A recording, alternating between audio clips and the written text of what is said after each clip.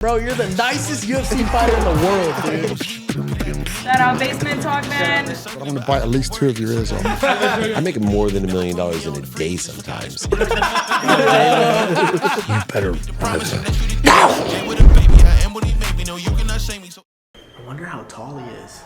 I don't know, when you see people like on TV and shit and they look way taller than they are, I'm gonna size them up low-key. I don't know.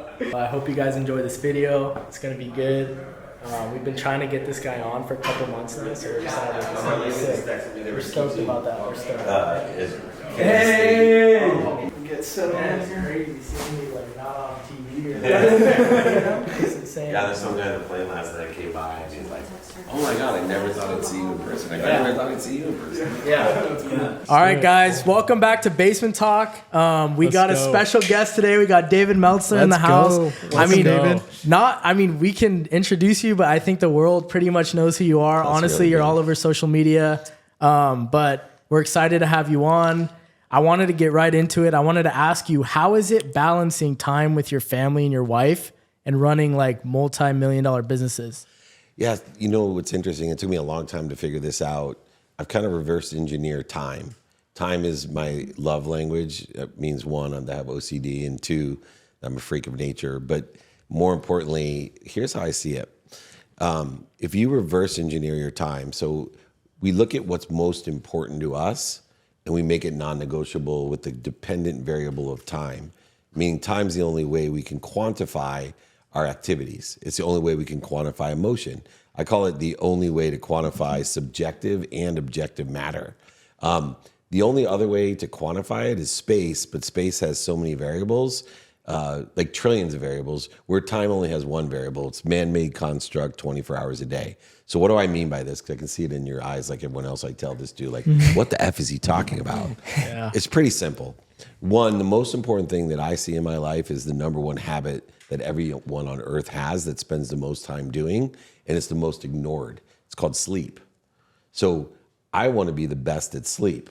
Why? Because name me one thing that you do 6 to 10 hours a day, every day of your life. So why wouldn't you want to be the best at that if it's taking up 1/3 of your life? And so for me, 1 non-negotiable is 7 hours of sleep to recover and access information at the highest level so that I don't live my life like most people. They go to bed at night and they wake up more tired.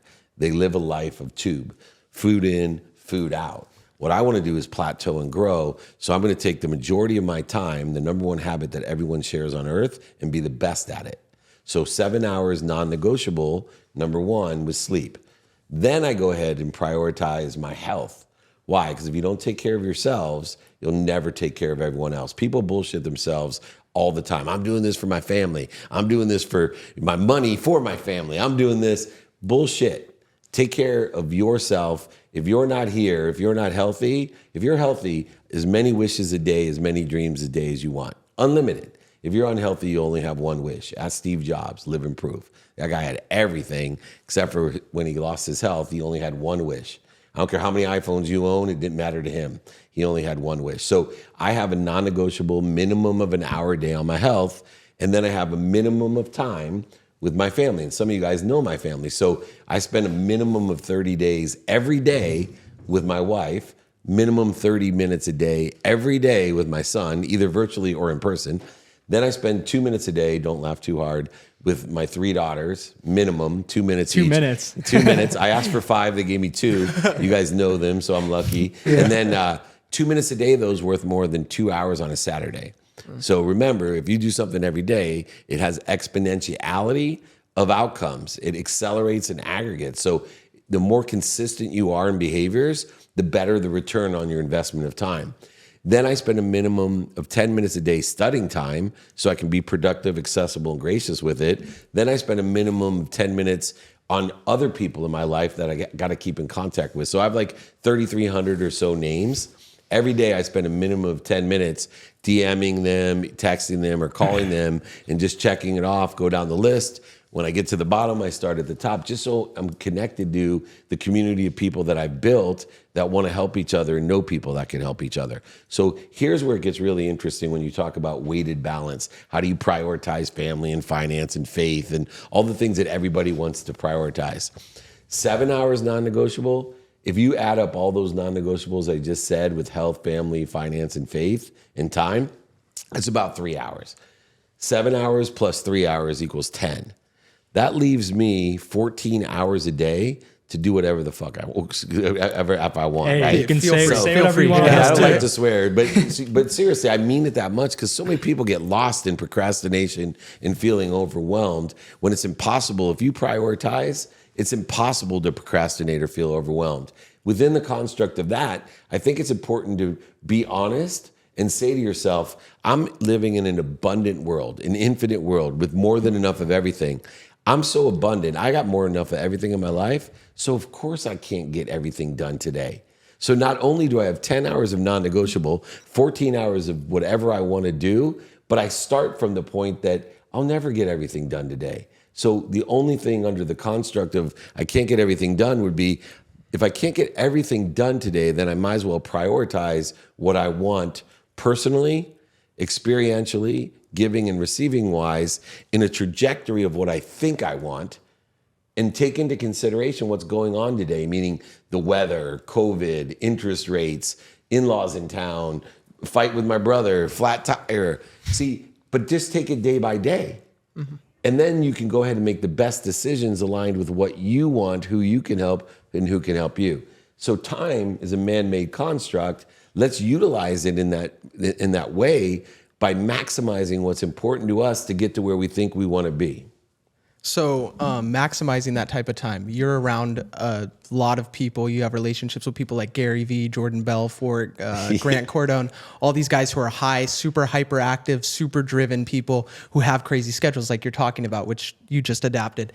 Has there ever been anyone that you've been in a room with where you're like, this guy is crazy, like on a completely different level to what you're talking about, where he might work too much or he might be too focused on his time that it kind of like freaked you out or motivated you? Yeah, so I would say not recently, because I think that's my superpower. Yeah. In fact, I would challenge people, Gary, Grant, Belfort. Belfort's not actually that good with time, but Gary is and Grant is as well. Rob Dyrdek's another one that I super respect. Yeah. I would say Rob Dyrdek taught me something. If you guys know who that is, from I've actually watched him talk about time and stuff. It's interesting. So I kind of coach Rob on time because he's building a SaaS solution, and he took it to a level that I don't have, which is he evaluates the way that he feels with how he's spending time. So he has a SaaS solution that goes ahead and not only organize the productivity, accessibility, and gratitude of his time, but according to the activities that he has planned, unplanned, sleep, paid for and unpaid for, what he does is he puts like a grading system onto it. So he's trying to indicate what activities are more aligned with the inspirational life that I want to live. You see, in the paradigm shift of time, one other thing that all these guys do that I do, we don't try to get more time. What we try to figure out is, if we believe in this abundance, an infinite unified system of thought with more than enough time for more than enough in our lives, then all we want to really focus in on is, what are we doing to interfere with it? Instead of trying to get more done, what are we doing to interfere with our potential of getting shit done? And so Grant, Gary, Rob, myself, extremely productive, accessible, and gracious. So those lenses help us see the value that we have, and we all prioritize really efficiently. I wrote a book called Game Time Decision Making, because decision making to me is the one indicator that you know what's important to you. See, if you know what's important to you, you have no problem making decisions, because you can just run it right through that system like this and say, this is important, this is more than important. And if I know where the gaps of availability of time are, I can reprioritize and re-engineer my calendar like this. So I study planned time, but I also study the unplanned time of the day. So if you're 15 minutes late to an appointment, I already knew that I would move an interview and give this one 30 minutes so I can get right back on with this guy and drive home and take that interview, or it's a Zoom call in the car to get back into my house by 3:30. I'm very, very curious. Of course, having you sit in front of me, it's awesome. And I wanted to ask you, like, how did you grow your sports marketing agency from maybe 6-7 figures to the 8+ figures? What does it take to go from this level to the next?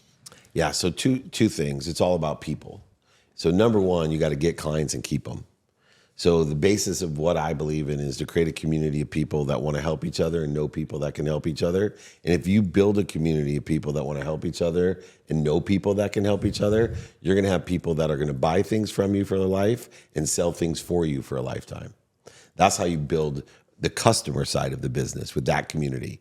But in order to do so, you have to understand people is what scales a business, not the money. And so for me, I've always worked for the aspect of investing in people by teaching values, practices, and execution models. But more important, in the beginning of a relationship of somebody that's coming on board, here's how you build a true business of 1,000 people, 10,000 people, which will derive the vending machine of making 7 figures, 8 figures, or 9 figures.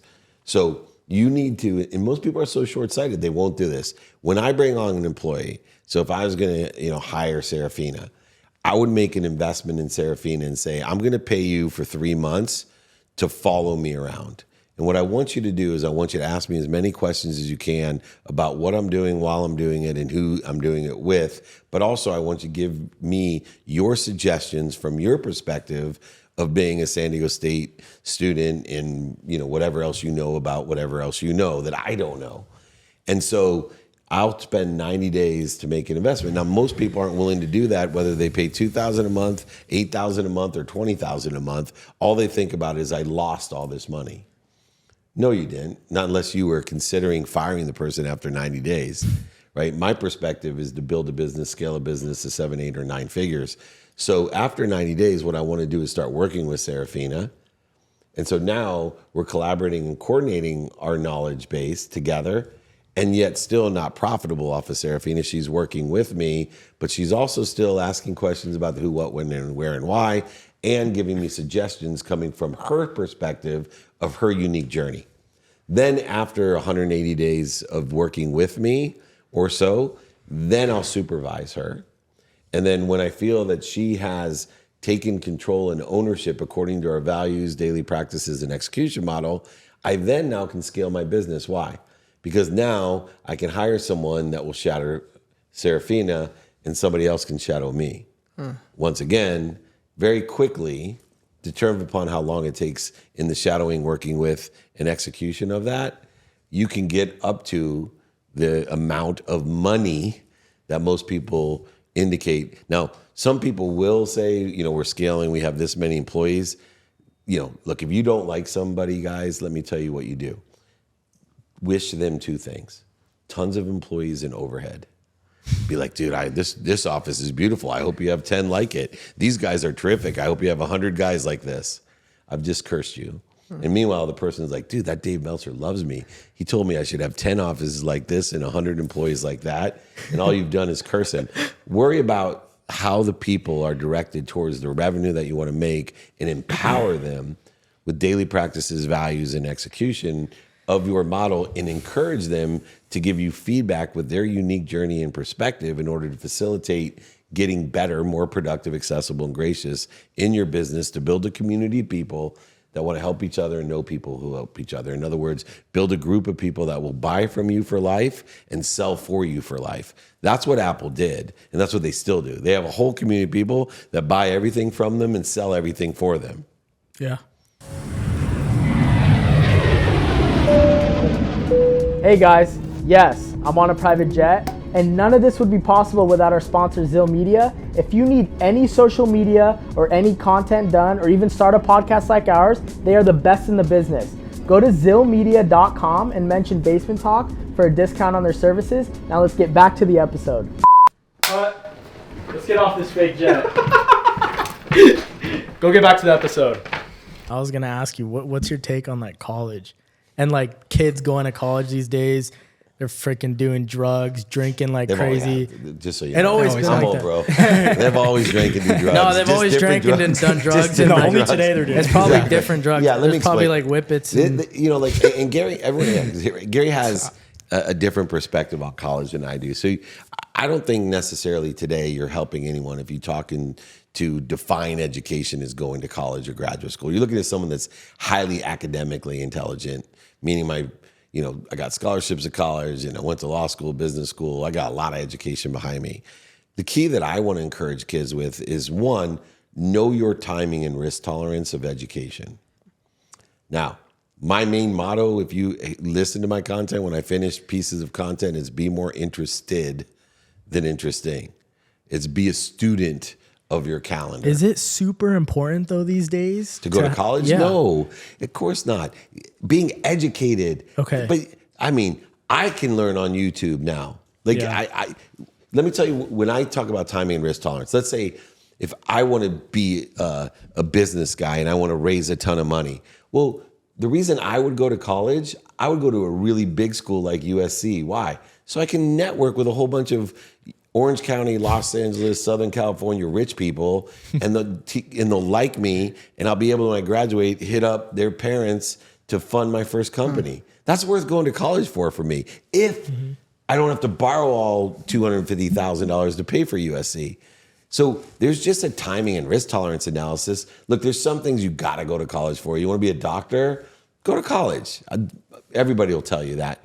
But do a timing and risk tolerance analysis. Look, I'll tell you guys truly what I believe about college. If your parents will pay for it, go. But pick a college that's aligned with your timing and risk tolerance. Like my girls all do very well in college, but they're not going to use, the education. But there's no better experience I want for them than hanging out in the sororities, hanging out with a bunch of rich other kids, building a network, all the cool things that you can do at college. But if my kids had to do what I did, get it, if they didn't get a scholarship but had to borrow money, like what person would tell you, hey, go into $500,000 of debt to be a nurse? Yeah. Like that doesn't make any sense to me. Or to start a business.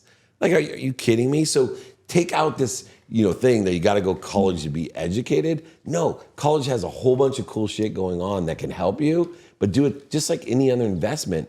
Do a timing and risk tolerance analysis of what education you want. Shit, I love the movie Good Will Hunting. That might be before your time. It was with Matt Damon. I've never seen it. Yeah, it's Robin awesome. Williams. But he says to the guy, the Harvard asshole, he says, the guy spews off, like I coalesce the vapors of human existence in order to create a viable and logical conclusion. And Matt Damon is like this genius kid that is a janitor, right? But he's a genius. And he looks at him and he says, you know what? He goes, someday you'll realize instead of spewing out information that you're regurgitating from page 16 of Tolstoy, he said, you'll start realizing my parents paid $250,000 for an education I could have bought with $5 of late charges at the library. And today, that's what kids are going to realize, that you could have learned on YouTube from people like Gary Vee, Dave Meltzer, Grant Cardone, Belfort, all of my friends, Bill Yu, and the rest of us. You can learn. I mean, today, they were showing my videos in the entrepreneur class at Kansas State.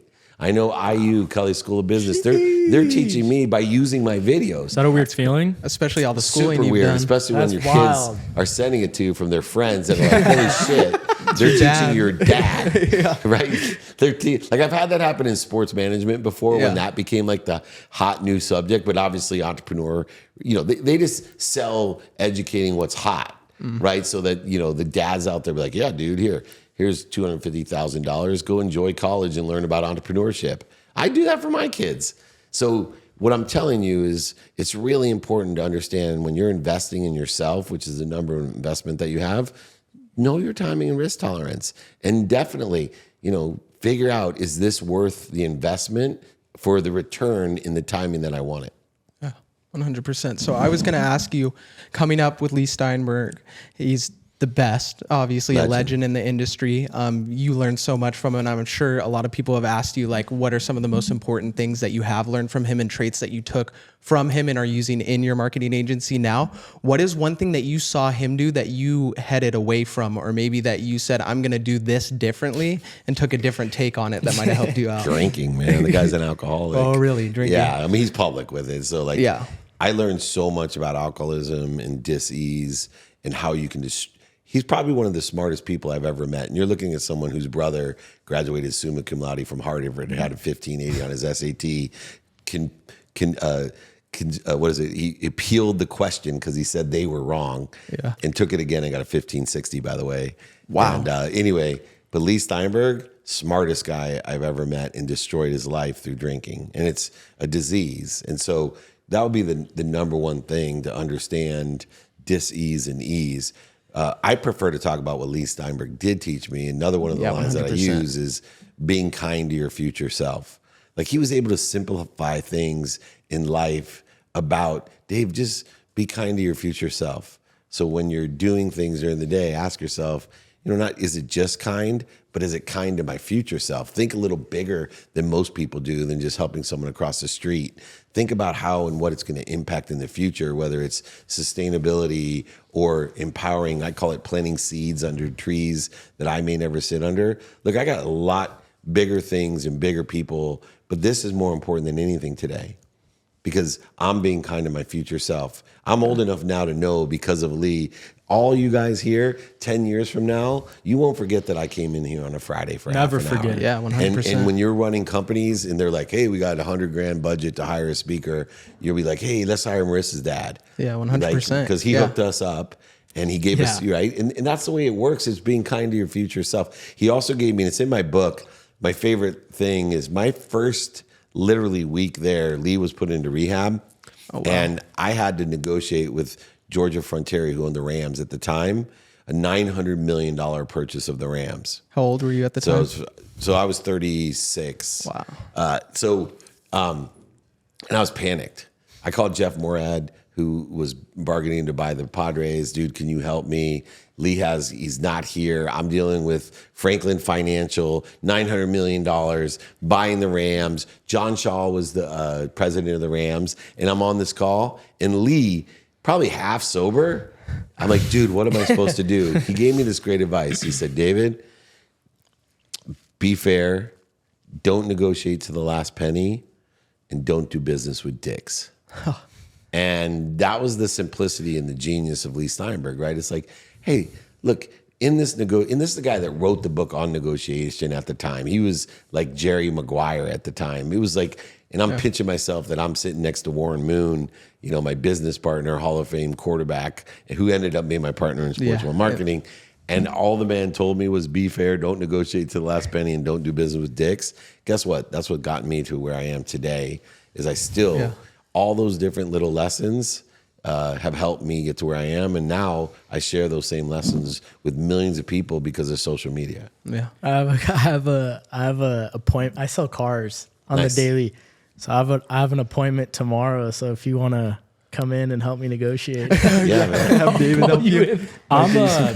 They hate me at car dealerships. No, I bet I would never You gotta want. ask Marlena the story about her car. I would never want to Oh, run God. into you at a car lot. I'd Yeah. probably cry. Yeah. I had the wanna- guy chasing me Oh, because I no was way. leaving. Yeah. Oh God. That's nuts. I want to paint a scenario for you though, because there's a lot of, let's say you're an 18-year-old, just graduated high school, but you're not going to college. Yep. What would you do to start making money today? Oh, right on. So first of all, I'd find someone that sits in a situation that I want to be in. So if it was me or Gary or Belford or the guy that owns the fight, and I go to that person and say, hey, will you help me? Would they reply though? Huh? How likely would they reply to you? Probably very likely. Really? Yeah, especially at that age, right? Yeah. Like when you describe, I do it all the time. Those are the people I give special interest to. It's a little bit more difficult when someone's like, I'm 55 years old and, I want to be a sports agent. Yeah. I'm a lawyer now. Yeah. Screwed up my life. I'm stuck. Not much room to grow. Like, Yeah. I can't really help. It's a little bit late in the game. Not that they can't do it. Yeah. But I'm not the guy. I'm going to look for the 18-year-old that is willing to do the work, who's telling me, look, I'm working at Trevor's at the track at night, but I'll be in here 4 hours a day, every day, 7 days a week for free. Will you let me shadow you? I'll drive your car. I'll take your laundry out, do whatever it is. And believe it or not, both of those people here, or all three of them here, that's why they're there. Nick was the head of sports business at San Jose State and said, I don't care what it takes, driving up to Orange County, and ended up graduating early so he could come work with me. Serafina came to my meetup with a camera, and she's walking. I was keynoting the entrepreneur school, getting honored there at San Diego State. And she's like, hey, Mr. Meltzer, I watch Bob Proctor videos every day. I want to come and learn from you. I'm like, any 19-year-old that watched Bob Proctor videos, you're hired. And then Alex, who literally did the same thing, interned for free, went to a great college, came, and almost every one of these kids That's exactly how they did it. And I'm not saying everyone's going to say yes, but somebody will. Somebody that sits in the situation you want to be will. And that's how you'll accelerate all the dummy techs that you don't have to learn yourself. But you got to be willing to do the work. 2 jobs, 3 jobs, whatever it is to live and learn. So a multimillionaire like you, what's your goal financially, or how much money is enough money? Is it like 50 mil, 100 mil? Yeah. So I've had over 100 million, lost it and made it back. Like, I want to double the amount of money I make as fast as I can, so I can double the amount of money that I can give to people as fast as I can. And I want it to create more abundance and happiness in my life as fast as I can. So I don't limit anything.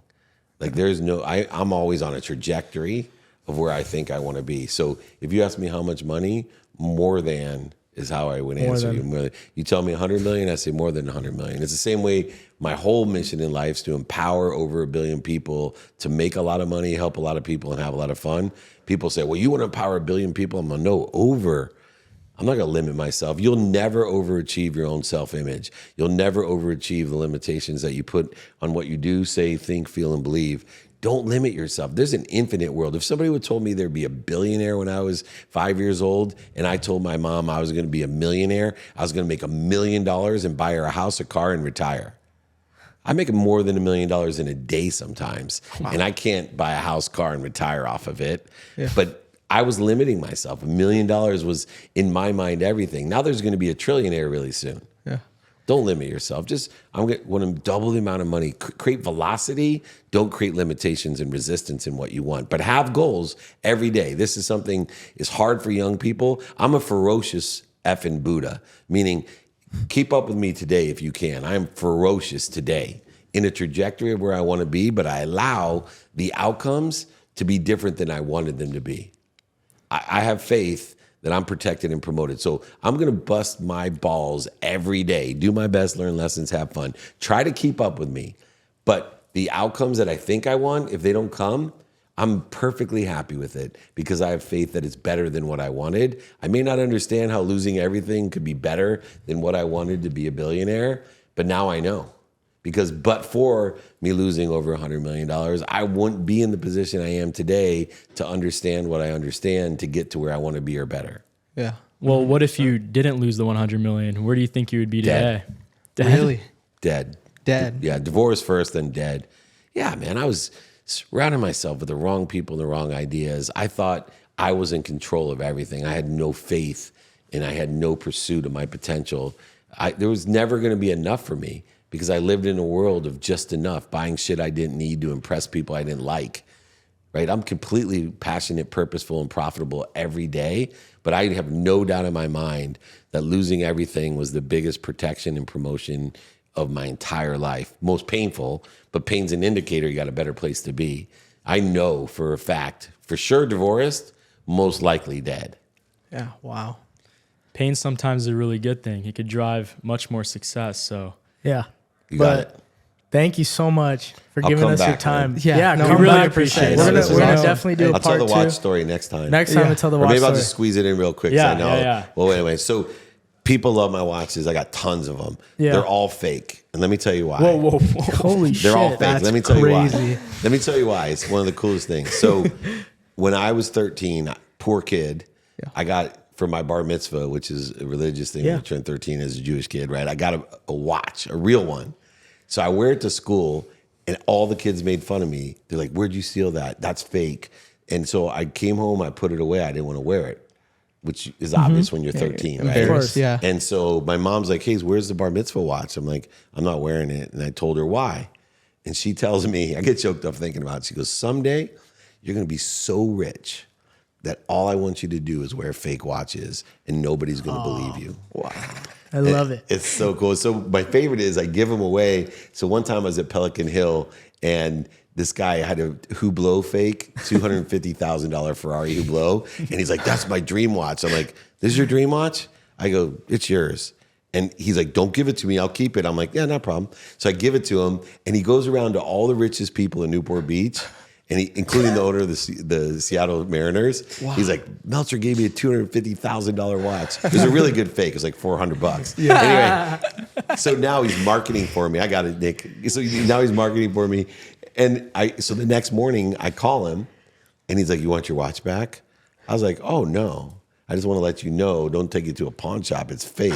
Yeah. But I realized every one of those people some people like, oh, yeah, you're the dude that gave the $250,000 watch. There we go. Where do you get like those he's calling things? everybody, telling them. Yeah. Where do you get those things? I'm just for asking for a friend. China ball. It pisses me off. I just got the Starbucks Rolex, and everyone loves that. Yeah, You just got that's that, a real yeah. one. So Casey Adams, you guys know that dude? I'm not familiar. Casey's young. Anyway, Adams. he's like, it's not fake. He wouldn't believe me. I'm like, Yeah. dude, it's fake. But then I got so pissed at my wife because we were in Bali. I was speaking in Bali, and it was $100, which is a really good deal, and it's a really great fake. I wanted to buy like 10. Yeah. And she's like, no, hurry up, it's hot. And like I got home, I'm like, shit, I only got one watch. I could have had 10 and be giving away Starbucks watches to everybody. Damn. Yeah. Oh, Next that's time. That's awesome. amazing. It's for worth sure. flying over there just for the watch. Yeah, no, for sure. Anyway, I got to jump, boys. Yeah, well, thank you so much. Thank you. Yeah, thank you so much for coming on. We appreciate it. I hope you guys enjoyed this video. Stay tuned for part 2. I'm sure we'll do another episode. I mean, they know where to find you. I mean, we'll Exactly. link it down. Everyone Everyone knows where to already find probably David. Come knows to you. my house at SoFi and come to my SoFi Yeah, stadium. Yeah, We'd we will. love to That'd come be to amazing. That would be Let me awesome. know, But yeah, okay? please Yeah, subscribe, sweet. like, and we'll catch you guys next Thank time. you, Thank you. guys. See ya. Peace. Jay with a baby, I am what he made me. No, you cannot shame me, so it's for the birds. Buy full price, you ain't know what it's worth. He not letting go like it's grandmama purse.